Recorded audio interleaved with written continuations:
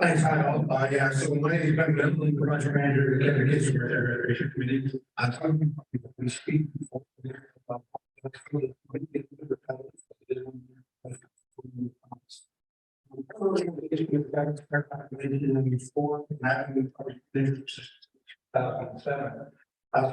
2014, we started to transition a lot of our information on bioengineering technologies. With that today. And again, this next slide.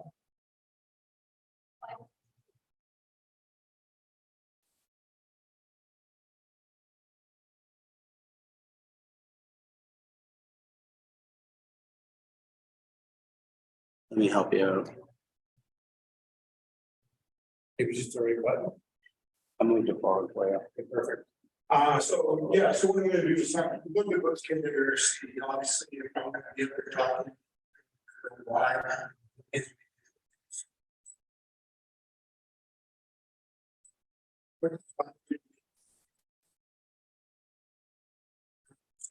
The region. Happening to lessons born.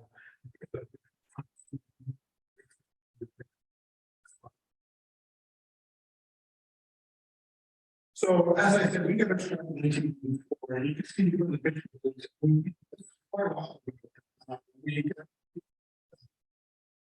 members of the now defunct Kennebecasis Association, as well as the Sussex Fish and Game Association, got together and they wanted to know. Just next slide really quickly, if you can. They wanted to know where are our big trout going? Where are our sea run trout component going? So our organization, what are you using to for that? Like, I don't know. Sorry. Yeah, sorry. So again, you can see here, we're in the southeast part of New Brunswick. We are a typical salmon river. We've had salmon in the past, we've had trout in the past, and we've been going to work since 1994, trying to secure funding for a number of various projects. Next slide. So what is happening to the large trout? That's the question that got us started. We assessed 280 kilometers of our main stem. I found out that degraded riparian zones and elevated stream temperatures are limiting the natural function ecosystems. So we've been going to work to secure funding for our projects since that time. So, as you can see, we've carried out a number of different projects. So obviously, when we got our start, we really looked at engaging our farm communities, and we really went to work at stabilizing eroding stream banks. So we're using hard armor approaches.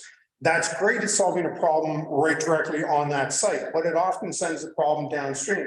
And we quickly found that we were chasing our tail. We'd hard armor one bank, and then we'd have to go downstream and hard armor the next bank on the opposite side. So we said, this is a little bit ridiculous. What can we do to move forward? The picture that you see up here, believe it or not, that's our restoration site map. We have over 60 restoration sites on our site bio now. So that's kind of the experience that I'm bringing to the table. Next slide. So I guess before I advance maybe a little quickly, we also have 400 in-stream habitat structures in place. That's digger logs, rock sills, kickers, that kind of thing. And you guys are probably all familiar with that kind of approach. We also have over 80 fording sites and access points stabilized, and we've installed over 52 kilometers of riparian fencing to restrict cattle and livestock access to the watershed or to the riparian zone. And I'm going to talk a little bit about why that's important here in a second. We also carry out a lot of monitoring, so eDNA, water quality sampling, electrofishing, invasive species monitoring, benthic monitoring, and all that kind of stuff as well. So, but bioengineering for us is the use of natural products, so natural materials to address an issue that's on our watershed. So a lot of the time when we go to a farm or a farmer calls us, it used to be that I'd go to a farm and the farmer would be like, I don't really think this is the right thing. I want to maintain my riparian zone. I want to continue to mow it right to the edge. We're now shipping them and they're starting to see the value of a riparian zone. So we approach them now to do this. We use rocks, trees, shrubs, a biodegradable mat or georoll, and then the parent soil. And that's a key to the parent soils. We're not lugging a whole bunch of rock in. Now, that being said, we do lug some rock in. I'll get into that. But a lot of it is all the material that we can find on site. That's what we're trying to use. We've transplanted trees from up on the headlands of the same property down to one of our restoration sites, or we've used willow stalk from somewhere else on that waterway to help restore that watershed. Next slide. So our process a little bit, you know, we don't just show up and start throwing a bunch of rock and material onto the watershed. Like I said, we've assessed 280 kilometers of the waterway. And now we kind of know where the hot spots are. Again, Sussex is a hotbed for agriculture, so a lot of our impact is derived from past historical agricultural use. Not to say that farmers are doing it wrong, because our best cooperators are those landowners that we're approaching. So the first step is I have to massage those landowners. I have to educate them and bring them up to speed as to what is a proper approach. How can they better manage the riparian zone so that benefits not only the aquatic habitat and our salmon, but it has to be able to benefit the farmers at the same time. So we show them, you know, we use a cows and fish model from Alberta, which is a really good discussion paper for us to kind of say, here's financially how better managing your riparian zone can help the farm. So that's the first thing. Once I have the landowner on site, you know, I've approached him, now I'm on his property, I do a full site assessment, then I provide him with a restoration plan. He has to sign off on that restoration plan. The minute I have him on site and he signed that restoration plan for us, that allows me then to pursue funding and pursue my permitting. Because until I have that landowner on site, I can't go after my funding because I have no project to spend it on. And I think that's an important component to remember. Make sure that you're bringing your landowner along with you on this ride, on the site development. The next thing is, now I've got to go after the funding. And we have to think outside the box sometimes. Now it's not just a salmon project for us as a watershed organization. Me as an angler in particular, I want to help the trout and the salmon in our watershed, but it has to be about more than that. We look at biodiversity, okay? We look at water quality. We look at invasive species control. We look at species at risk and how we can improve that habitat. And we look at a number of other things for the farmers and that kind of thing as well. Flood retention and climate adaptation is another key area where we can drive our restoration to bring money into the project and help those farmers. And oh, by the way, one way in which I bring the farmers on board is we bring the money to the table. The farmer, all he's asked for is that setback and a little bit of his time through our meetings, through the discussion, and maybe a tractor or two to help drive fence posts if he's available when we do it. Because we're a nonprofit and we bring laborers and we drive fence posts the old fashioned way. And if you got to drive 100 fence posts, you're going to be pretty buff by the end of the summer. It's much easier to have a farmer help you out. So the other thing that we do is, and I've talked about the site assessment and the landowner agreement, but we also do baseline monitoring. So we're looking at what is the water temperature above and below the site. Again, above and below is important. What is the habitat? So, you know, we look at our substrate, we look at our riparian zones, we look at pool refill run sequences, what's there for fish habitat, and then we obviously do some electrofishing as well to determine what species we have absence, presence. We're also moving more into environmental DNA to try to figure out some of this stuff as well. And the eDNA helps us as well with identifying potential invasive species on site. And then after we do our monitoring, obviously, and we do pre and post, but then we move into the site work. And that's probably the biggest thing that you guys want to learn from a little bit. So next slide. So again, you can see up here in the top right, this is what a site looks like. This site that I'm going to use as a case study is 72 meters long, 2.25 meters high at its highest point. It's obviously introducing a lot of sediment. It's a farm field right there adjacent to it. So he applies nutrients, manure. So a lot of the time during a high runoff event, that's going to end up in the waterway, leading to an unhealthy waterway, an unhealthy ecosystem. So we have to go and get our permits in place. And the permitting, I can get into the permitting process a little bit. If you're over 30 meters of an excavation, in other words, if you're going to disturb over 30 meters of length of your stream bed, you have to go through a full WAWA permit process. If it's under 30 meters, you can actually go after a provisional permit, which typically should be a 10-day turnaround. If you go through the full permit process, you're going to need engineered drawings. If you go under a provisional permit, you might get away with just a good two scale site drawing that you can do on your own and at your desk. Obviously, you need a silt fence in place. And a full disclaimer on this: the center picture that you see, you're going to see the water's running brown. The day before we started to do the work on this site, we got a heavy rain event. It made our water run brown. If you check out our website, we actually have a video of this where you can see we have fish running as we're doing our work on there as the water clears. The next step is we do the back sloping, 3-to-1 minimum. I would prefer to go to 4 or 5 to 1, and on this site, we did a 4 to 1 back slope again, because the bank is 2.25 meters high. Next slide. So the next thing, and the big lesson that we've learned, we've done 2 approaches here, and on this same year that we did this site started in 2014. The one that I'm showing here, we did a rock toe installation, and you can see on the picture on the right top, or top left, sorry, you can see the rock toe and then our geo roll. That rock toe for us is crucial if you're going to have these things succeed. You go after a bioengineering approach and you use geo rolls, you need to have that rock toe there. It really helps protect it and keep that underscour from occurring. So we really suggest or strongly encourage a rock toe. The next thing is we put in our geo rolls, and they're as an envelope. Each lift is 30 centimeters high. So you can see there, we've got 4 lifts. So we've got our rock lift, which is 30 centimeters, our 4 lifts of geo roll, which is another 30 centimeters each. That puts me at 150 centimeters. Then from the top of that bank, or for the rest of that height, we just back slope to the top of the bank. Now, on this site, the farmer was able to move from 13-meter setback that I would have required to an 11-meter setback, because I took my setback, my ask, from the top of the rock. If he had used hard rock armor, I would have had rock a lot farther back to slope, and I would have taken my egg setback from that. So I was able to gain the farmer 2 additional meters of crop ground on this site, which for him, that was all he needed to come on side. The other advantage of geo-roll installation is we can plant right through the geo-roll. So when we create our envelopes, before we actually fold and close the envelope, we put a grass seed down or a native plant seed down. We water it. And then when we're done, once we close the envelope, we then put some of our shrubs and trees through the envelope. Next slide. So the end result is pretty amazing when you look at it. So we started this project in August and September of 2014. And by late September of 2014, that top left-hand photo was what the site looked like. Now, again, the advantage of these types of projects versus hard armoring is we're improving floodplain connectivity. And you can see, and I guess you can't quite see it because of the picture there, but the top left picture shows where you're seeing improved flood or stormwater retention on that site, because it's already created a little back eddy there. That's allowing that flood water at that site to gently approach the top of the bank. And by October or by November, late November of that year, that site had been completely underwater.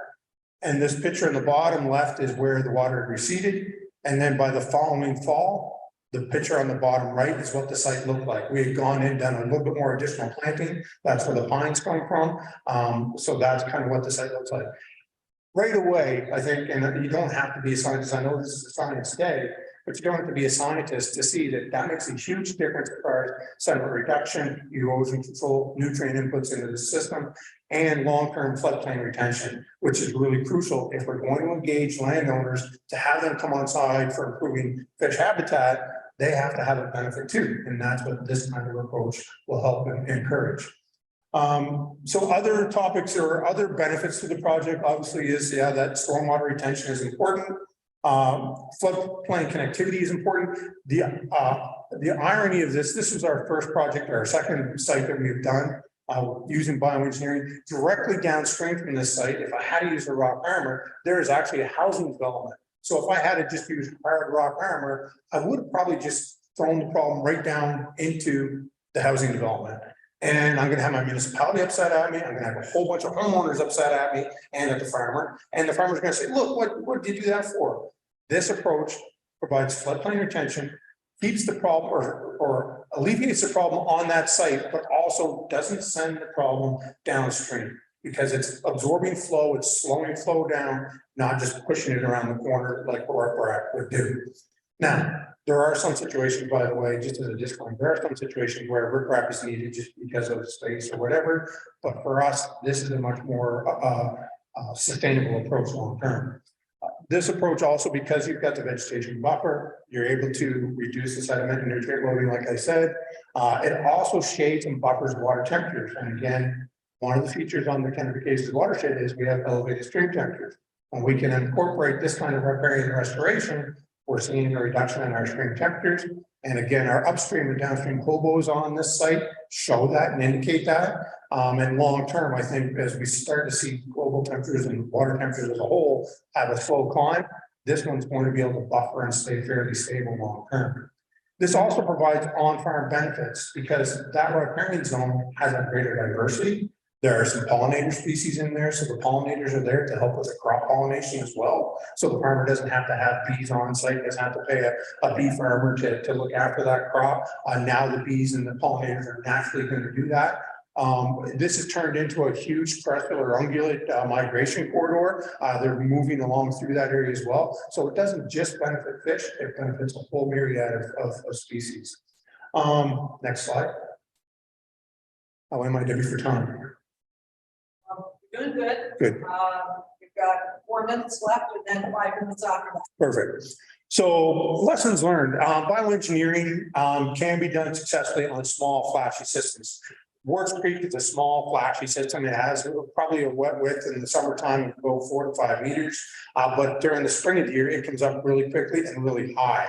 Like I said, it was up over 2.5 meters over top of that bank, or 2.25 meters. It topped that bank. So that was really, one of the reasons why we used Wards Creek as a testing ground for this. We wanted to make sure, can we use this on these size systems? A lot of the literature kind of suggested maybe not, or maybe you could, depending on flow. We've shown that with our approach, we can use it on our bigger, flashier systems. The rock toe, though, is crucial to success. We did a site without a rock toe and a site with a rock toe. The site without the rock toe, it held for the first year after being underwater. The second year, though, it had some large debris and some ice moved down through. It caught the geofabric and pulled it out. Once your bottom piece gets caught and pulled like that, it's really hard to sustain that bank. The vegetation is held there at that site, though. We still consider that site a success. But we really do encourage that rock toe installation if you're going to use geo rolls and that kind of thing. The other, maybe the key thing on this is the amount of volunteer effort we can use to do geo roll installation or bioengineering approaches. You have to take willow cuttings, you can use volunteers to cut willow. You have to do willow staking, you can use volunteers to do willow staking. And I've given a presentation on another date on that. And if you want, I can chat more later on that. Just come and see me. But willow are really good at that first line of defense. And we plant willow along, the toe of all of our sites. And they, that thickness and density of willow roots and stalk helps provide protection of your upland, and some of those more hardy species that you plant as you move through this. And obviously with those volunteers, you can leverage that effort into cash money for additional projects, that kind of thing. So if you're tracking and monitoring your volunteer effort, it's really great that you can then say, okay, we've got 100 hours of volunteer time at collecting willow, putting the willow in, helping with the geo roll installation. So at $100 and times 10, that's $1,000. That's $1,000 in kind, and away we go. I can leverage that out to do our next project type of thing. So that's a really cool aspect and a really cool lesson that we learned. It is that lesson probably that allows us to say that bioengineering on a cost basis per meter of bank installed or bank stabilized, the bioengineering is probably a bit more cost efficient than the actual hard armor riprap. Perfect. It can also save, as I mentioned, it can save on the setback required for the farmers. And farmers are now open to this process. We've now engaged a ton of farmers after, and again, we've got a long history, and we've shown that we can put good projects on the ground. If you're going to undertake something like this, make sure you do your first one really well, because once that one's there, that sets your model, sets your template, so that you can continue to engage your landowners. And the more projects you get, the more likely it is that landowners are going to come to you and say, hey, listen, we've got a problem. Can you come up and take a look? When we got our start in 1994, farmers would slam the door in my face, right? But as we got more projects on the ground, and as we've got more and more success under our belt, farmers are now I have a waiting list. I don't have to go and cold call farmers. I have a waiting list of landowners who want us to come and do work on their property. Now, that's not to say that every farmer loves me, because when I ask for setbacks, and sometimes I'm asking for a fairly significant setback, I'm still getting a pretty cold shoulder. So I'm working to try to change that, at least at the local level. I'd like to see some provincial change on that as well. Lots of willow was needed. So once you start bioengineering, it was amazing how quickly we could chew up willow. We actually ended up doing a willow assessment. So if you've got, if you're thinking about going down this path, maybe assess the natural willow stocks that you have in your watershed to make sure they're healthy, see where they're at. Accessibility of that willow is important, especially if you're going to use volunteers. You're going to be lugging big bundles of willow out to transport it to another site, and really try to push for a native stock willow if you can. Alternatives are kind of cool too. So the picture that you see here on the top, this is our staff. Actually, we partner with Piccadilly Coffee. I'm hoping you guys have all heard of Piccadilly Coffee. If not, I encourage you to look it up and have their coffee. It's great. But they have coffee bags that are biodegradable, but they had no use for them. So they called me up and said, Ben, listen, we've seen these geo rolls. Could you use our coffee bags for that? We went, hey, let's try it. So this site here was a 30-meter long bag that we used their coffee bags for. We cut the coffee bags, split them, created the envelope that we needed. And as you can see in the following spring, this is what that site looked like. So the growth through the bags is a little bit harder. It's a little bit more because the bags are a little bit denser than the mat, but it is going to work. So it's a cost savings, it's a community partnership. So don't be scared to look for alternatives when you're doing this kind of stuff as well. Cost wise, again, I mentioned it too, it's very close to riprap, but offers more in-kind value and that kind of thing. So you can leverage it a little bit easier than you can riprap. And again, by doing bioengineering, you're not pushing the problem downstream. So you're not going to possibly have to do another site directly downstream. It's easier for permitting, as I suggested. And be sure to document your changes. That was another thing. We really wanted to have good before and after pictures of this because that really highlights your success.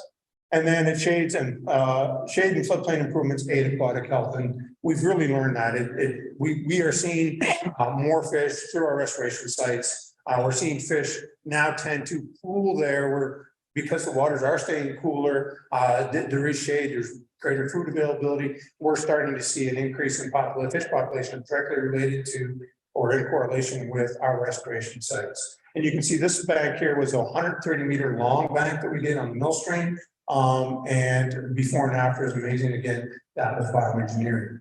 So I think that's good.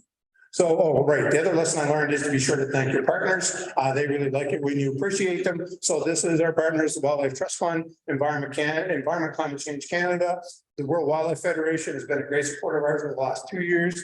The New Brunswick Government and Environmental Trust Fund, as well as, you can't see them down there, sorry, the Atlantic Salmon Conservation Foundation. I should be sure to thank them as well. As well, we have a number of partners within our organization that help, like the Southern Fish and Game and the Moncton Fish and Game Association.